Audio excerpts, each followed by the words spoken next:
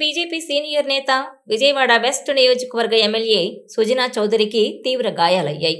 London పర్యటనలో ఉన్న ఆయన ప్రమాదవశాత్తు జారి కింద పడడంతో కుడిచేయి విరిగినట్టుగా తెలుస్తోంది. దీంతో లండన్లో ప్రాథమిక చికిత్స అనంతరం ఆయన్ను మెరుగైన వైద్యం కోసం వెంటనే హైదరాబాద్కు తరలించారు. హైదరాబాద్లోని ఓ ప్రైవేట్ ఆసుపత్రిలో ఆయనకు ట్రీట్మెంట్ జరుగుతోంది.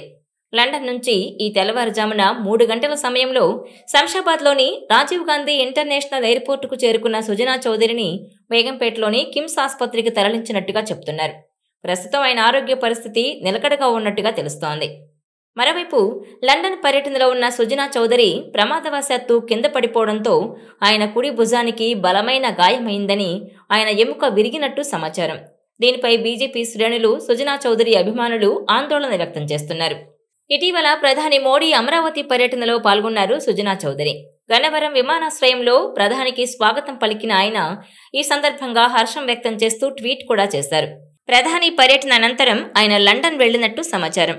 లండన్లో ఆయన జారిపడి గాయపడడంతో హైదరాబాద్కు తీసుకొచ్చారు. వ్యాపారవేత్తగా రాణించిన సుజనా చౌదరి ఆ తర్వాత రాజకీయాల్లోకొచ్చి టీడీపీలో చేరారు. 2010లో టీడీపీ తరపున ఏపీ నుంచి రాజ్యసభ ఎంపీగా ఎన్నికయ్యారు. 2014లో ఎన్డీఏ ప్రభుత్వంలో science and technology, earth sciences సహాయ మంత్రిగా పనిచేశారు. అనంతరం టీడీపీ పార్లమెంటరీ నాయకుడిగా వ్యవహరించారు. 2019 ఎన్నికల ఫలితాల తర్వాత ఆయన టీడీపీని వీడి బీజేపీలో చేరారు. 2024 సార్వత్రిక ఎన్నికల్లో విజయవాడ పశ్చిమ అసెంబ్లీ నియోజకవర్గం నుంచి బీజేపీ అభ్యర్థిగా పోటీ చేసి సుమారు 47,000 ఓట్ల మెజారిటీతో విజయం సాధించారు. సుజనా చౌదరికి గాయాలైన విషయం తెలియగానే బీజేపీ నాయకులు, కార్యకర్తలు ఆందోళన చెందుతున్నారు. ఆయన త్వరగా కోలుకోవాలని ఆకాంక్షిస్తూ ఆయన ఆరోగ్య పరిస్థితి గురించి ఆరా తీస్తున్నారు.